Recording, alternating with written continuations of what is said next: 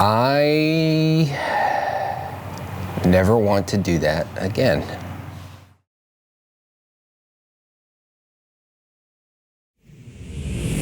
They say a clean bike is a fast bike, so I don't want to be slow.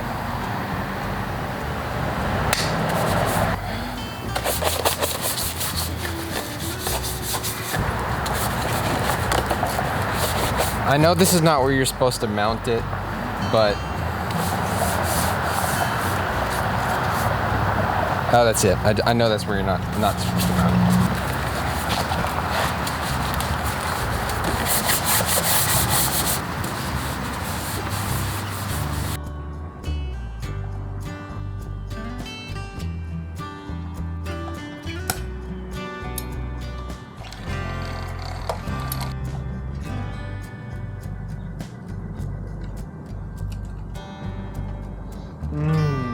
Smell it.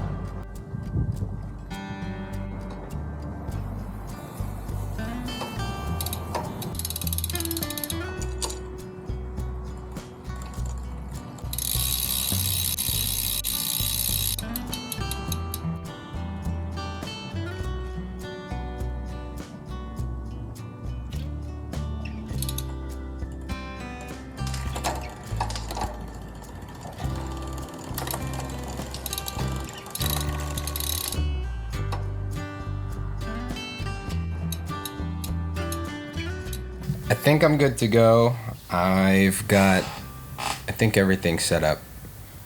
Should be a good time. I'm excited. I'm excited to hang out with him, with Steven, and excited to do the race. I'm nervous, but I'm not like so nervous. I'm not nervous that I can't do it. I know I can do it. It's just I've never done this distance, so it's a little bit intimidating.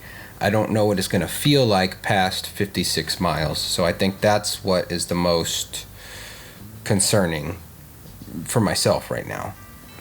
When I talk to the camera, I'm looking at myself in the viewfinder, but it's slightly off center of the lens. So I'm trying to get better at looking at the lens more. You see, this is me looking at you. This is me looking at me. You, back to me, at me and you. You and me. Me, you. You, me, you. Me, you. You, me. Me, you, me, you, me. Let's put some mustard on the beat. All right, everything's loaded up on the car and gonna head out. It's about 3:30 right now. Should get there around 4 and then we'll head out. Okay, let's go. We made it to our destination. We're holed up in a little shack about a couple miles south of the starting line. Bibs, numbers, everything's ready on the bike. Here's my brother-in-law Steven. And tomorrow we will attempt to ride 100 miles.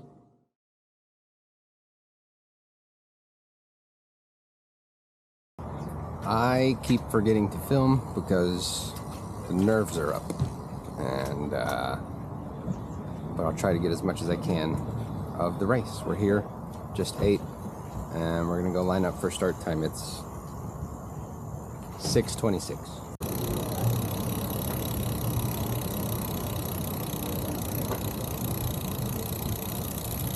Now we just gotta try to find a starting line.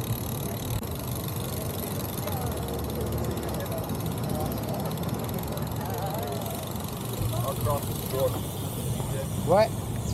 I think we enter at 4. Okay. Wherever that's at.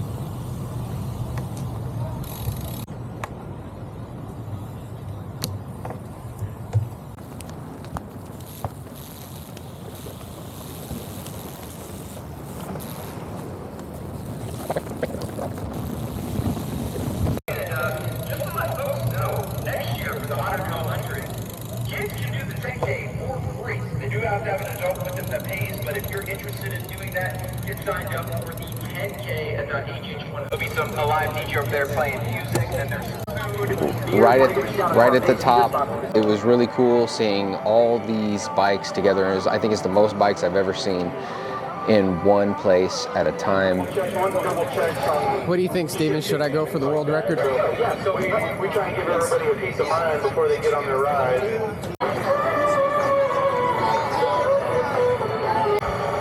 It was incredible to see the turnout. Everybody was excited. The weather was like a nice low 80s, like 81 to start. And you get off and they do the flyover with the national anthem.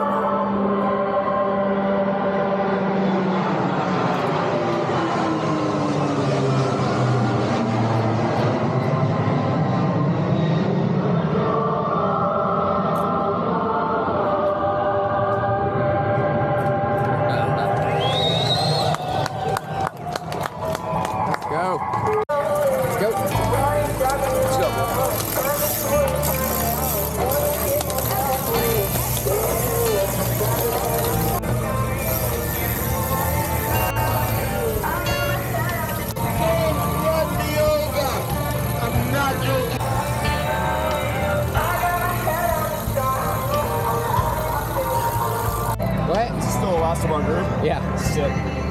Just catch all these people.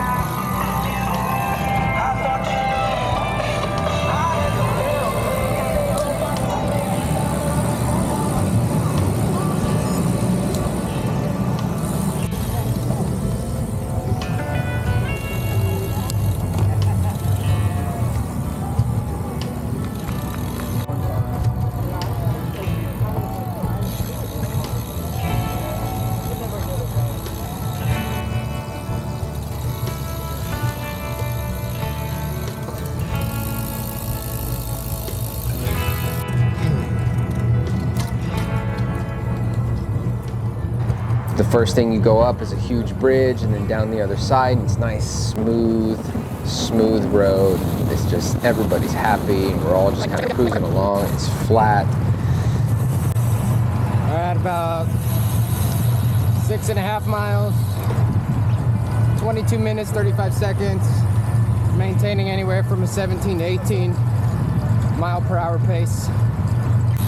93 more to go. I think Steven's still back there. Yeah, there he is. First checkpoint we got to is at 10 miles. I went right by it. I was feeling good. I thought, this is chump change right here. I'm just gonna keep going. I had all my nutrition. I had my water. I had everything planned out. I just passed the first rest stop. We're at 10.5 miles. I think I lost Steven. He dropped. I don't know how long ago. But sorry, Steven.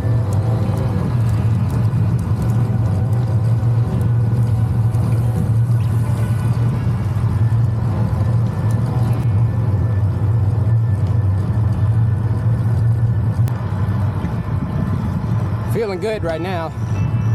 I feel like I'm barely working. The heart rate is like under 120. So I'll probably take my time with my nutrition, not consume it too fast. Just kind of listen to what my body's telling me and keep it going. So nice conversational pace. Not gonna push harder than this. Might stop at the next rest stop and see if I can wait for Steven. It's a nice ride though. Pretty countryside.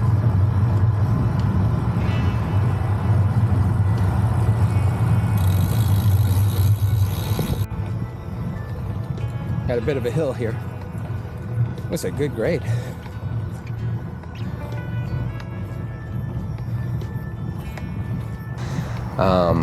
Then I got to mile 20 and I said, I'm gonna stop here, just gonna take a break, take a look around, enjoy this, because I'm not racing, I'm not trying to set a personal best. I mean, either way, this would be a PR for 100 miles. So I stopped at 20 and I had lost my brother-in-law, Steven, somewhere back between 10 and 20. So I waited for him, he showed up. After that, that's when it kind of was a wake-up call. After you turn the corner at 20, it's chip seal. Second rest stop, 20 miles. Gonna see if I can wait for Steven here. Well, I made it to the chip seal portion of the course.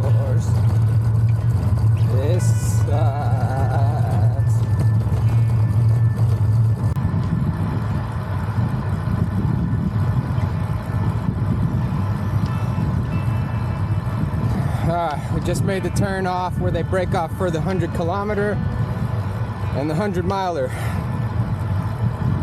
And this road is much nicer. Oh my God, that was a rough stretch of chip seal.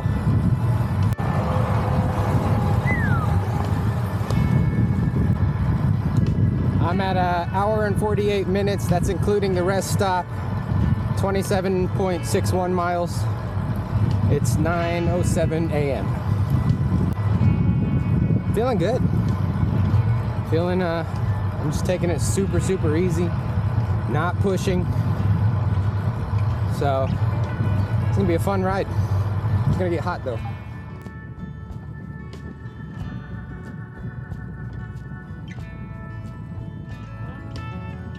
Almost at 40 miles.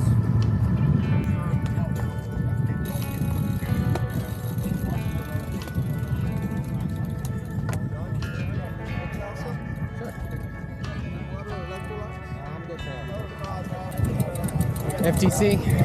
Me too. Company name? Dale. Dale. Pleasure to meet you there. Nice to meet you. Have you been posting lately? I've been a Yeah, couple things like here and just there. in the last month or so. Yeah. Yeah. I'm filming with my 360 camera. Huh? Filming with my 360 Oh, camera. cool. All right, post it, yeah. I just took off from the 40-mile checkpoint.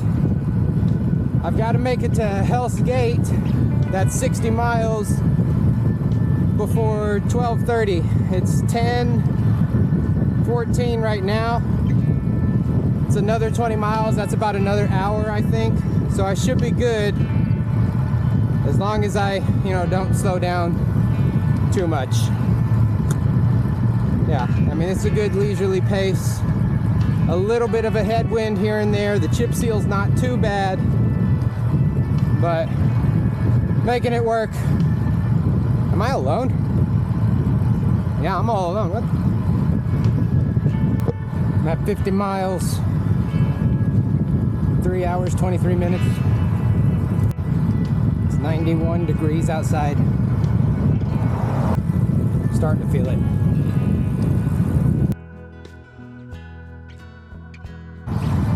All right, now I'm getting into uncharted territory. I'm at the 56-mile mark, 3 hours and 50 minutes. Past this point will be the farthest I've ever ridden,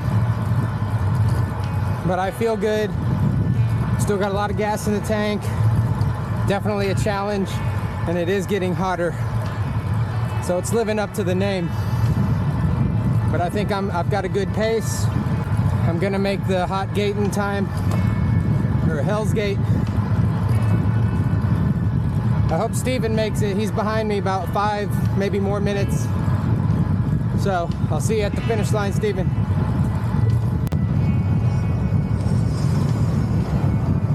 Turn the corner at about 57 miles, and it's just been a nasty headwind. Everybody's had to slow down to like 12, 11, 10 miles an hour. It sucks. So winds were coming out of the south. They were gusting somewhere up to like 15, what felt like 20 miles per hour.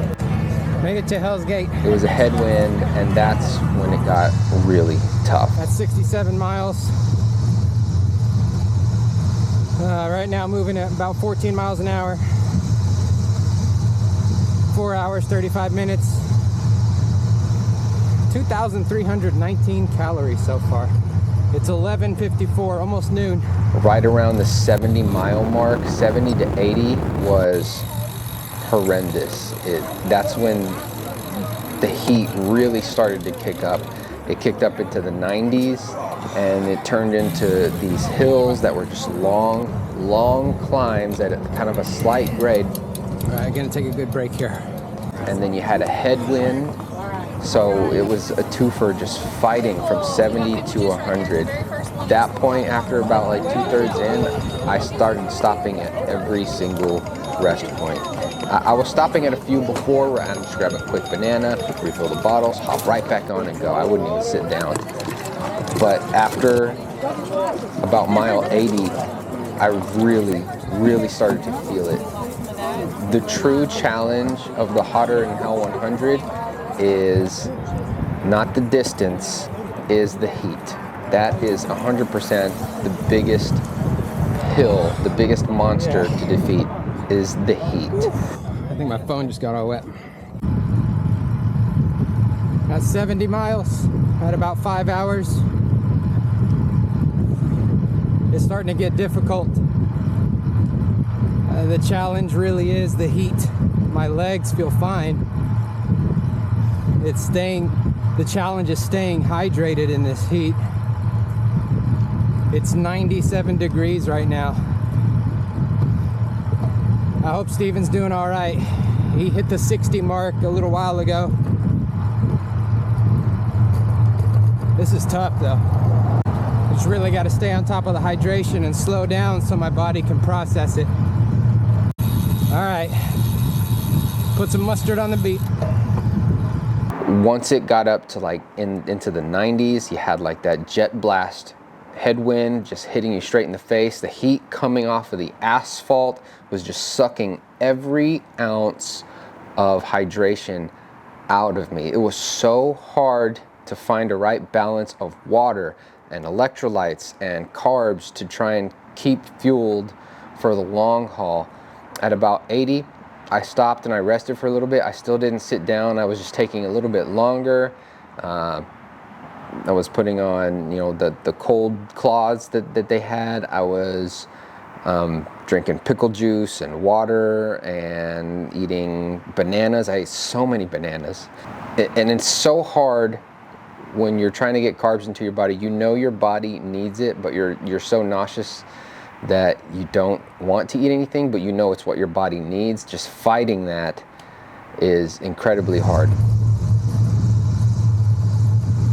Just past 75 miles. Really slowing down now. I'll be lucky if I break 15 miles an hour on these parts. It's really hot. I maybe pushed a little bit too hard from 60 to 70. And now I'm starting to feel it. So, rookie mistake, I guess. I'm at 80 miles, 5 hours, 47 minutes. My Garmin's about to die, I think. So I may have to start up the watch to finish it up. I'll be really upset if it doesn't make it. I want that full century on my Strava. 20 more miles. That's an easy workout, so let's go. At mile 90, I wanted to quit. That was the checkpoint where I stopped and I actually sat down. 10 miles to go, like you would think that you could push through the last 10 miles, but I was on fumes. I felt like I was about to pass out. I couldn't get rid of the nausea. That's like the first aid station that I sat down at was 90. I didn't move for like probably 10 or 15 minutes. I was just sitting there just drinking water. I ate a couple of bananas. I did like 2 or 3 of the wet rags that they had. And I just sat there and I just thought so hard if I could finish or not. Just left of the last rest stop. About 16 more miles to go, a little bit less. I'm gonna do it. Hopefully my Garmin lasts. That'd be kind of cool to say though. I lasted longer than my Garmin. At 6 hours, 11 minutes, 3,044 calories. And it's like 101 out here. The index is like 104. This is nuts.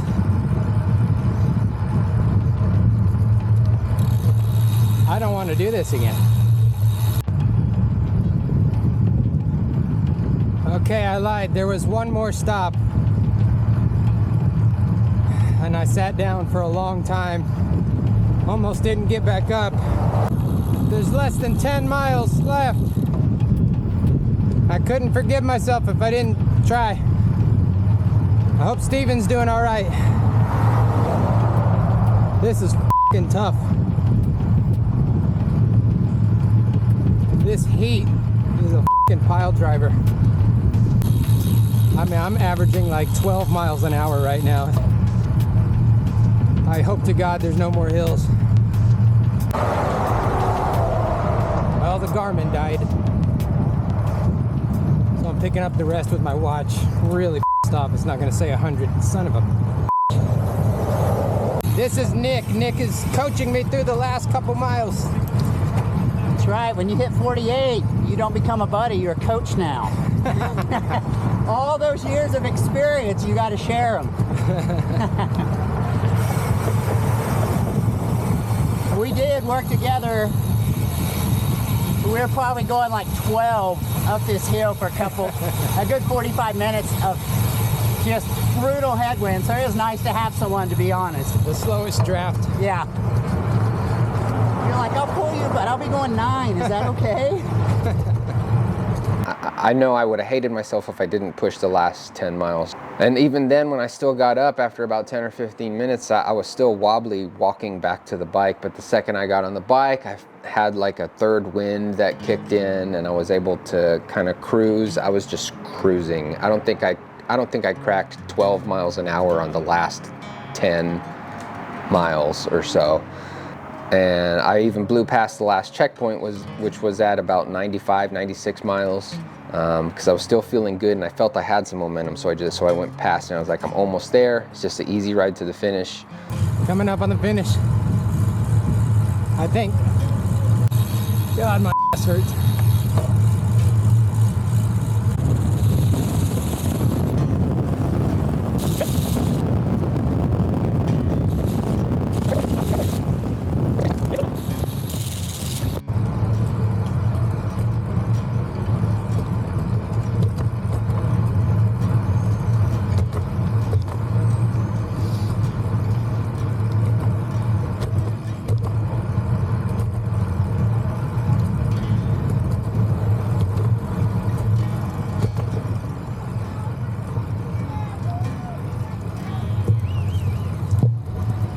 We made it. Holy shit.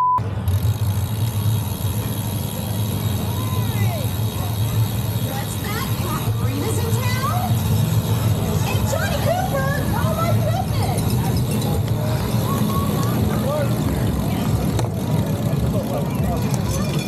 How's it going, man? Congrats. I got it. You got it? Yep. Right on. Oh, thank you. Good job.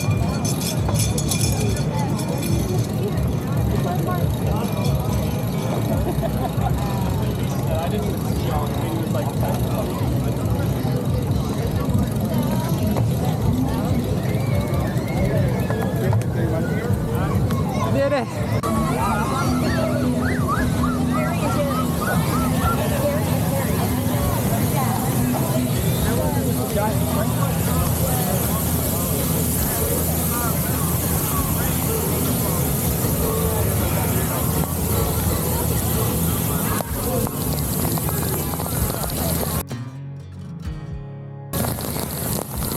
Oh my God.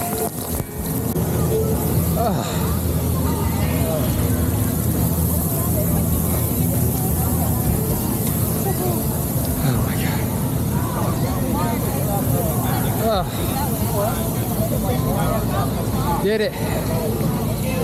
Cut the metal. Now we're gonna wait for Steven. So I got a little bit before Steven's estimated finishing time, so I went ahead and put my bike on the car and I grabbed his flip-flops because that's what a good brother does. The kind of brother that takes off on a 100-mile race and just leaves you behind. That's a good brother.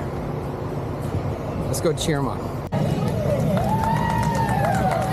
Now we're just waiting for Steven. Is Steven? Steven! Yeah! You made it!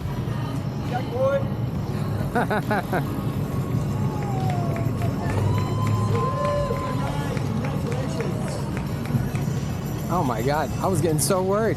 I thought maybe he passed out or something. Go give him his flip-flops. Oh, yeah.